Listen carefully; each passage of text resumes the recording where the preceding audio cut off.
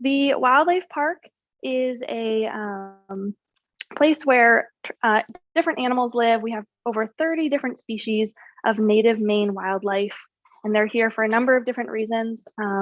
Most of them are either orphaned, they were injured and rehabilitated, but none of them are able to live in the wild on their own, so they live here at the park.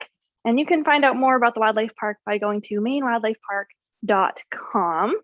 But today we are focusing on turtles and some of their amazing adaptations. And we're also going to take a look at a lot of live turtles today that are examples of our native turtles here in Maine. Turtles have been on this planet for millions of years. Some of the older turtle ancestors were ginormous. They were the size of pickup trucks. And although we do still have some turtles today that can be the size of small cars, all of the turtles here in Maine are much, much smaller than that. So before we talk about specific turtles, I want to know if you can name some specific features that tell you an animal is a turtle. What is unique about turtles? How do you know when you're looking at a turtle or when you're looking at a different animal? So one of the key features about turtles is that they are vertebrates. And just like us, we are also vertebrates. Do you know what a vertebrate is? Do you know what being a vertebrate means? It means that they have bones and a back, just like we do. So turtles, we can look inside this turtle shell. So this is the outside of the shell. And then when I look on the inside of it, and we look closely, you can see this is where the ribs, so just like on our ribs on our sides, these are where the turtle's ribs attach, and that's on the top of the turtle shell. This is called the carapace. And then on the bottom of their shells, plastron, that's where their cage attaches. So their bones connect to their shells.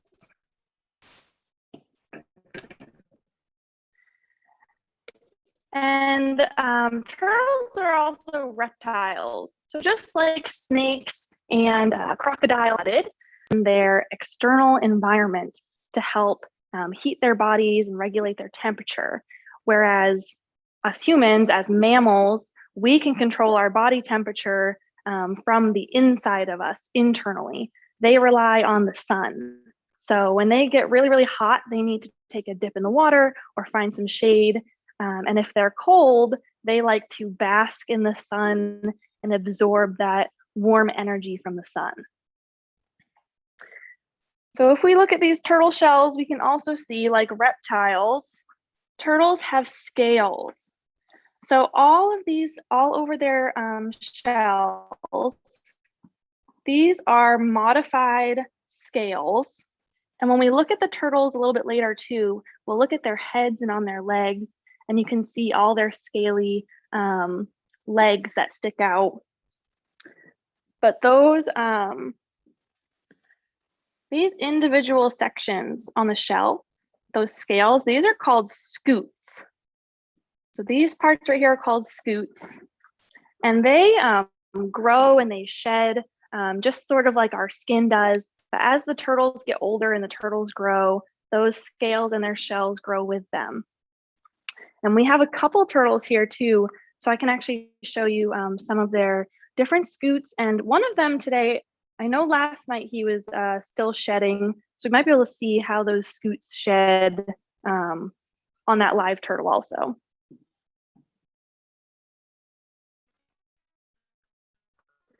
All right. Also want to show you, I was talking about bones, a turtle skull. So again, just like us, turtles have bones, they're vertebrates. And the thing about turtles is they actually have this beak part of their shell. They don't have any teeth. So when they chew up food, they use this part of their mouth right here, and it's made out of something called keratin. And it's really tough and strong, and that keratin can help them grab whatever they're eating. Some turtles eat plants, some eat other animals. So that keratin in their beak is really strong and can help them eat their food.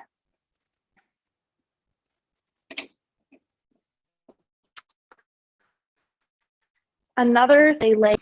So turtle eggs are very different than bird eggs. This here is a bird egg replica. And we'll talk a little bit more about turtle eggs in a little bit, but turtle eggs are not quite as circular as most bird eggs are. They're more oval shaped and they're not as hard as bird eggs. They're a little bit softer. They almost feel like leather, like on a leather shoe or on a leather belt. And they do have little tiny, tiny holes in them. So turtles have to go on land to lay their eggs. Those little holes actually would let water in. So turtles can't lay their eggs in water or their eggs would fill up with water. So they need to find a nice dry place that's sandy or that has some loose dirt and leaves so they can dig their little turtle nest and lay their eggs there where they're safe away from the water. All right. So turtles, again, we have a few different ones with us here today. Do you know how many different species of turtles we have in Maine? Can you guess, or do you know how many turtles we have in Maine? So we have 7 species of turtles here in Maine, and that's not including the sea turtles that will sometimes visit along our coastline. But we have 7 species that live here in Maine, and we're going to look at examples of at least 6 of those species live today. The only species we don't have here at the park is the spotted turtle, but we're going to take a look at the snapping turtle, painted turtle, musk turtle, wood turtle, Blanding's turtle, and box turtle. So we're going to look at all the different species and talk about the specifics about each of them.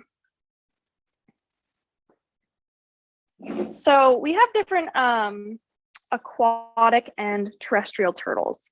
And aquatic turtles, like their name would suggest, spend a lot more time in the water or need to be close to the water. Whereas terrestrial turtles spend more time on land and less time in the water. And they have different adaptations and different characteristics that we can take a look at. But no matter what, they have to lay their eggs on land. So even aquatic turtles, like the first one we're going to look at today, they still need to come out of the water to lay their eggs. So the first turtle we're going to look at is the biggest turtle we're going to look at. And this is a common snapping turtle. So this is a male snapping turtle. He is the biggest turtle we have here at the wildlife park.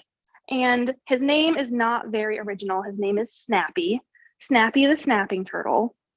And Snappy is actually a medium-sized, fairly young snapping turtle. So they can get really, really big. And they have all kinds of special adaptations. If we get him a little bit closer, you can see these claws on his feet. And they can use those for swimming around. They have those webbed feet that we'll see in aquatic turtles for helping them swim and move around in the water. His shell is fairly flat. That is a very streamlined shell. So most snapping turtles and most aquatic turtles will have flatter shells for helping them move very easily through the water. And snapping turtles have very strong beaks. That keratin in their beaks is what gives them their name. I'm going to set him down because he's really heavy. But snapping turtles have very, very strong bite, but they also have an extra adaptation that helps them catch their food. They will actually stick their tongue out with their mouths open and under the water, and they'll wiggle their tongue around like a worm. So fish will come along thinking that they're going to get a little snack from a worm, and really they are going to be that snapping turtle snack instead.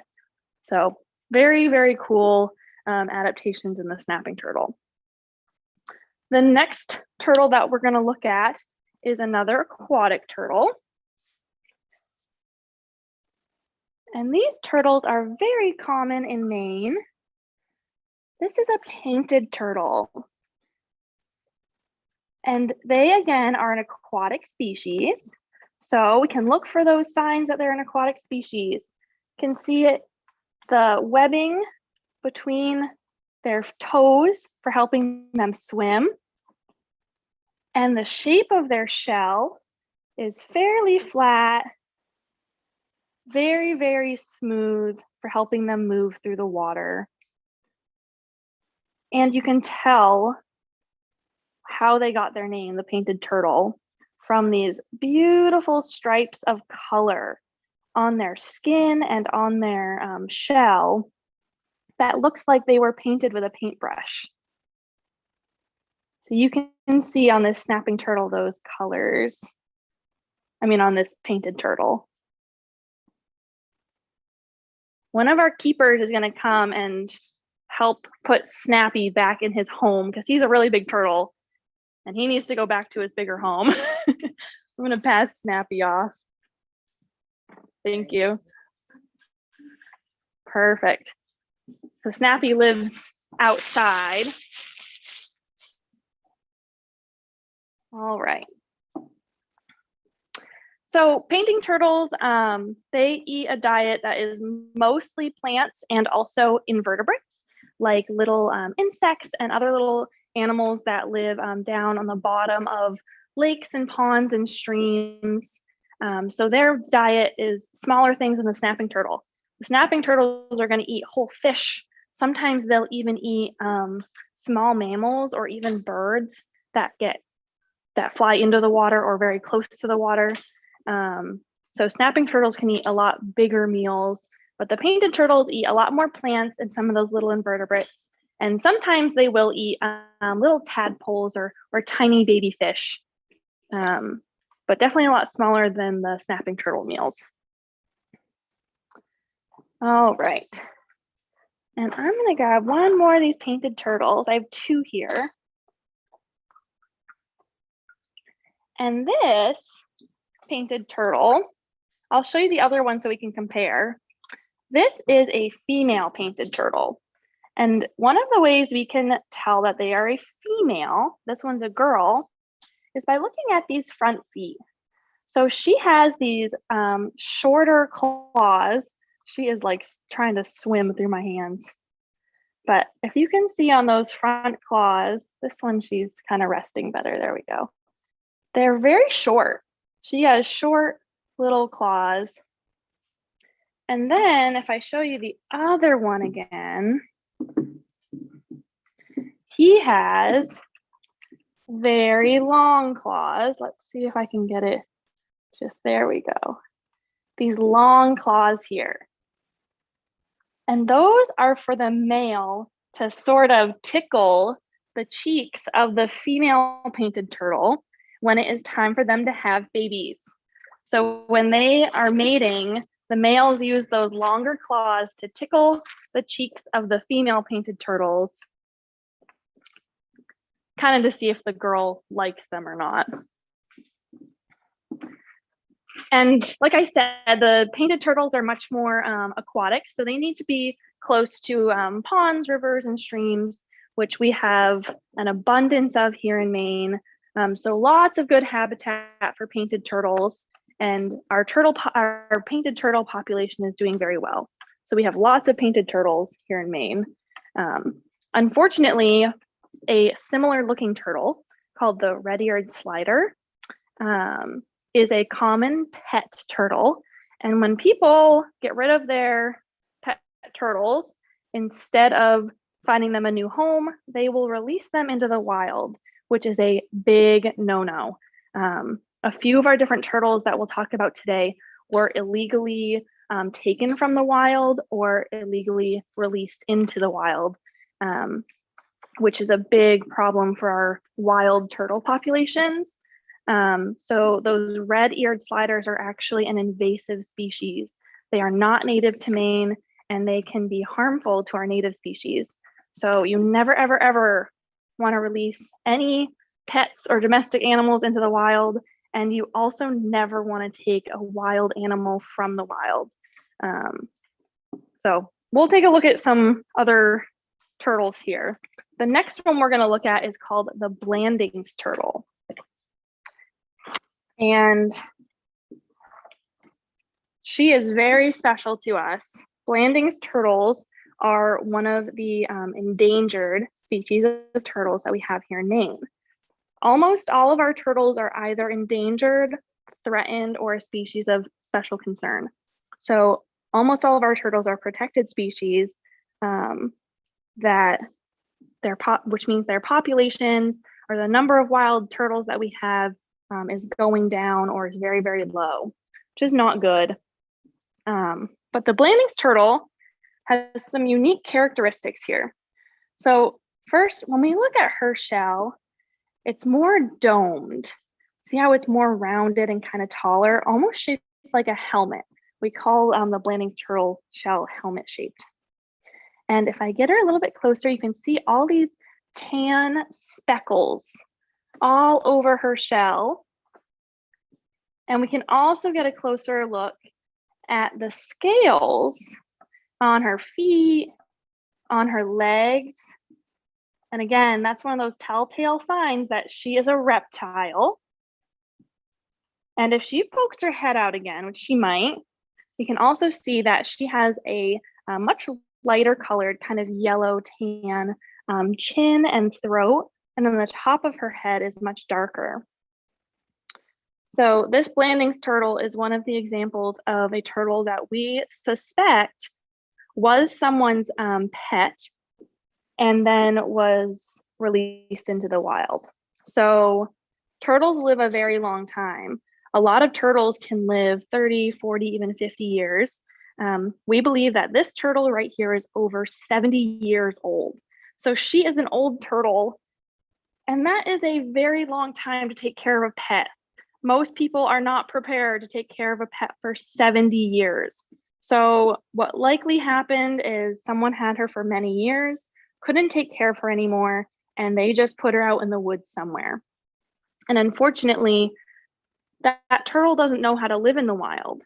So a wild turtle should not, like some of the turtles I've held today, just hang out with their head sticking out and their legs sticking out, and like the painted turtles were kicking around in my hands.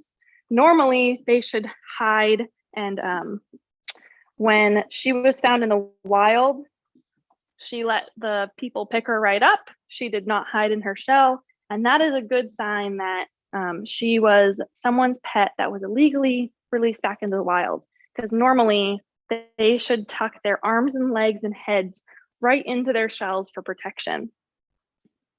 So Blanding's turtles, like I said, are an endangered species. Their habitat is being lost due to development and habitat fragmentation. And they also, like a lot of our turtles here in Maine, do fall victim to vehicle collisions. So they get hit by cars, and that can kill them or injure their shells or injure their bodies. So we need to be careful and watch out for turtles in the road. Any of the species we talk about today that are endangered or threatened, if you were to find a turtle like that in the wild, so if you're out hiking, canoeing, kayaking, enjoying the outdoors in Maine, and you ever saw a Blanding's turtle, that is something you want to take a picture of, and you want to contact Inland Fisheries and Wildlife and let them know where you saw that turtle and share that picture with us. Because we want to try and do everything we can to help those turtles and know where they are in Maine. So if you ever see a Blanding's turtle, please take a picture and let us know, but do not take that Blanding's turtle from the wild. Leave it where it is and just let us know where you saw it. And if you can get a picture, try and get a picture. The next one we're going to look at is the wood turtle. And again, this is a very special wood turtle to us here at the park. So she has no front legs. She only has her back legs. And that is most likely from a predator. So natural turtle predators are animals like otters, raccoons, small mammals or medium-sized mammals that find a turtle and are able to get a little bit of a foot or a leg. So this wood turtle was found actually by US Fish and Wildlife. And it was part of a study that they were doing on turtles. And they found her with those missing legs. And she was brought in and had some injuries that a vet actually had to care for her. And she is nicely healed up now. So her legs are all healed. She can get around. She scoots around using her back legs. And she lives with another wood turtle too that we have here. So if we get a closer look at her, we can see on her shell how on these scoots, each one has all these rings going around it. And that is partly how they got their name, the wood turtle. Their shells look like the rings on the inside of trees, and they also kind of look like they're carved out of wood. They also have a nickname, Old Red Legs. So if we look closely at this side of her, you can see by her neck and by her legs that orangish red color. So they have that name from that bright orange or red kind of color that's on their legs. We call them Old Red Legs. I have a wood turtle shell here as well. So there's no turtle inside this one, but I wanted to be able to get you a closer look without flipping our live turtle, because that would not be very nice, of this nice shell that looks like it's carved out of wood. All right, and wood turtles are less aquatic. They do like living near slow moving rivers or streams, and they live closer to the edge of the water. They spend a little bit more time on land. So their toes don't have as much webbing, and their shells aren't quite as flat and streamlined like the snapping turtle or the painted turtle shell that we looked at. And the wood turtles are a species of special concern. They are also facing similar threats like the Blanding's turtle. So they are having some habitat loss and habitat fragmentation. They are also being taken out of the wild for the pet trade. So a lot of people want a turtle as a pet, and they are slow moving, and people scoop them up out of the wild and then sell them as pets, which of course is not a good thing to do. It is illegal. So never take a turtle from the wild. And that is another turtle that if you ever saw one in the wild, you'd want to let us know, try and get a picture so that we can keep track of the wood turtles that are here in Maine. All right, and the next turtle we're going to look at is one of the smallest turtles we have here in Maine.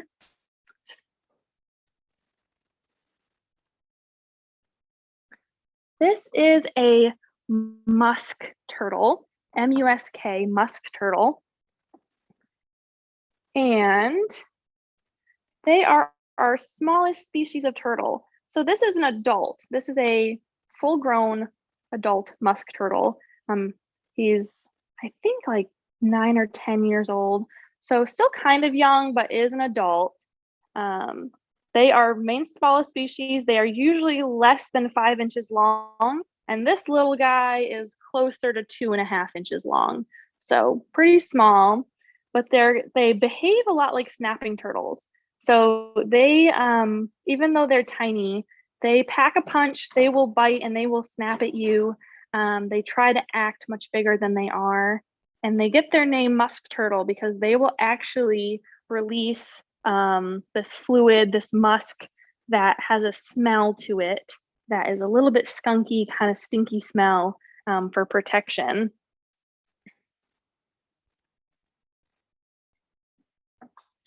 All right, and they are, their population is doing pretty well in Maine, but we still kind of think of them as a rare turtle just because of how hard they are to find.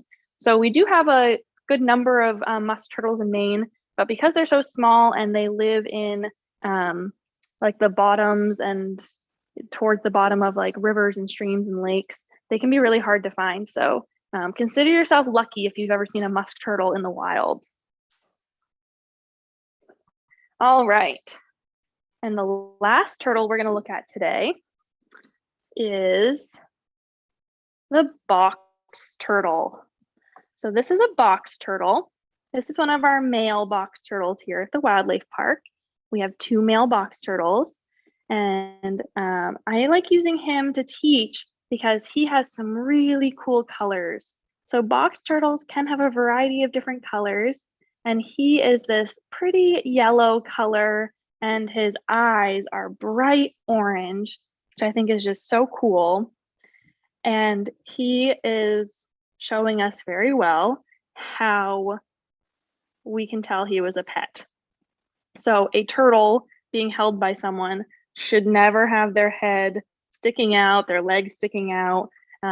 He is very relaxed right now. So he is another example of a pet that someone had that most likely was released into the wild, or they did not want to care for it anymore because, again, they live a really, really long time. So we want to keep these turtles in the wild where they belong, and we can enjoy them in the wild, and we can see them there and watch them use their cool adaptations to survive. But they can live out there instead of living in a tank in our house because it's much better for them to be living out in the wild on their own. So box turtles are another endangered species. Similar to our other turtles, they're facing habitat loss. They will also get involved in vehicle collisions, and they're also being taken out of the wild for the pet trade. So we need to be taking care of these turtles as well, just like the other ones I was talking about. If you ever find a box turtle in the wild, try and get a picture of it and share with us where you saw that box turtle so that we can keep track of them and try and help them as much as we can. I'm going to set him down for now. And I'm going to show you an empty box turtle shell because they have one of the coolest turtle adaptations. The reason they are called a box turtle is because the bottom of their shell has this hinge that goes across the bottom of it, and it can close like a trap door, and they get boxed up inside of their shell. So not only do they have the regular protection like a wood turtle would, but they have the added protection of being able to actually close up inside of their shells. The Blandings turtle has a partial little hinge, so they can close up a little more than other turtles can as well, but they can't close up quite as well as the box turtles can. All right. So we have about 40 to 50% of the population of box turtles in Maine that has declined. So that's close to half, or is half, of the box turtles in Maine that we've lost. So we definitely want to be doing everything we can to protect these turtles. I mentioned that we have one turtle species in Maine that we don't have here at the wildlife park. So I just have a picture here of a spotted turtle, and you can see how they got their name from the shells. So they have these little yellow spots all over the backs of their shells. And they are found in very small areas in Maine. It's very hard to find a spotted turtle in Maine, but we do have them. They can live over 50 years. They usually live closer to 25 years in the wild because they face a lot of those threats like the other turtles do, as well as predation. But they can live to be up to 50 years old. And they live in the very southern parts of Maine. Maine is the most northern region of their habitat. So they're only found in southern Maine, and they live in really small bodies of water like vernal pools or wetland areas that have a good mixture of land and water. So they do like to be close to the water, but they spend a lot of their time on land. So another really cool turtle. And I just want to recap one more time some of the different threats that turtles are facing. I talked about most of them, like the pet trade that a lot of the turtles are being taken out of the wild for, habitat fragmentation and habitat loss, which are two different types of habitat loss that turtles are facing, that we can try and help by protecting areas of land that are important for turtles to live in. Maine has a lot of protected land and wildlife management areas that we do preserve for these species to have places to live. Road crossing, which I do want to talk more about turtles crossing the road. That is something that we can, as long as it's safe and as long as maybe we have an adult with us to help us do it. If we're driving and we see a turtle crossing the road, we can help them get to the other side. Again, I can't say enough that we have to make sure it's a safe area because you don't want to get yourself hurt in the process of trying to help that turtle. But we typically can trust that that turtle knows where it's going. So this is the head side of this turtle. So when the turtle's crossing the road, if they are facing that way, we want to put them on that side of the road. Every once in a while, you might be catching a turtle that's making a really wide turn. So it looks like they're going to be crossing that way, but really they're trying to turn around. But we can only do the best that we can. So most of the time, just try and take that turtle to the side of the road that they are already heading towards. They are likely going to dig their nest or lay their eggs. So she probably has a spot in mind that she wants to go lay her eggs. So you just want to help her cross the road as safely as possible. I mentioned some of those turtles have a pretty strong bite. Some of them do have claws that can scratch you. So you want to always make sure you're holding them very firmly by the sides so they don't slip out of your hands or so they can't reach around and bite you. So you're going to hold them firmly on the sides and a little bit more towards the back so you don't get yourself hurt. And of course, again, if you see any of those species that I mentioned are endangered or threatened or species of special concern, you want to report those to Inland Fisheries and Wildlife. Do not move them from the spot that you found them. Please just take a picture and let us know where you found them. Do you have any other ideas about why we don't want to release pet turtles into the wild? I mentioned that they can do some things to harm our native turtles, but what are those things, or what can you think of why we don't want to release pet turtles into the wild? One of the main things is that those turtles don't have the natural instincts, or they might not have the abilities to find their food and survive in the wild as well as the natural turtles. So you might be putting them out there without the tools and resources that they need to survive. They can also bring different bacteria and viruses into the wild that were not already there. So something that they could have gotten from a pet store or from your home that is not out in the wild already. So we don't want to introduce those bacteria and viruses to our wild populations that can hurt them. And they can also outcompete with our native turtles. So I was talking about like those red-eared sliders. So they're not a native species and they take resources from our native species so that the painted turtles can't survive as well when those red-eared sliders are introduced into their lakes and streams and ponds.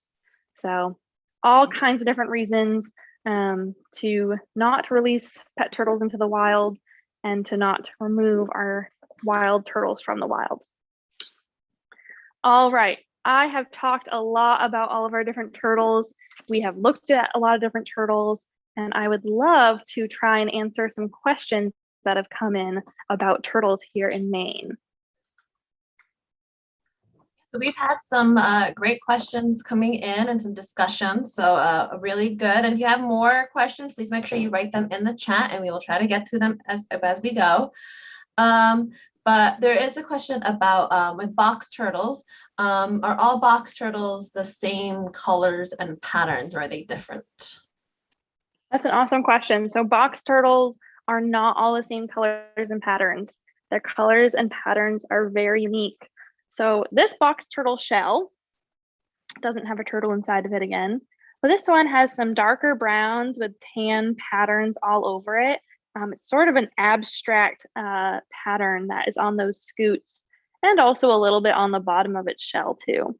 And this is a much darker colored box turtle, darker browns, almost even like black, how dark that brown is. But then when we look back at our live turtle buddy here, he is very lightly colored. So these box turtles are a lot more terrestrial. They spend less time in the water. They spend a lot more time on land. So they are adapted not for blending in to the murky bottom like the musk turtle or a snapping turtle, but they're more adapted for blending in on the ground, in the leaves, in the dirt and in the soil. So they have different colors for blending in on the ground in the different leaf litter and things that are there. So they have a wide variety of different colors and patterns. That's really good. That's really great to hear, and it's fun to think about how they have all these different colors and have differences the same way we can all have different colored hair and things. That's really fascinating. So they have another question about box turtles, and so they were wondering, why are they not considered a tortoise and why are they a turtle? Are you aware of that one? So we don't have any tortoises, native tortoise here in Maine. Turtles and tortoises are different in a few different ways. Most tortoises are terrestrial, like strictly terrestrial. They don't need nearly as much water, or they only need a little bit of water to survive. And they do live very similarly to turtles, though. They still lay eggs. They're still reptiles. They're very, very similar to turtles, but we don't have any tortoise here in Maine unless someone has a pet tortoise. We don't have any wild or native tortoise species here in Maine.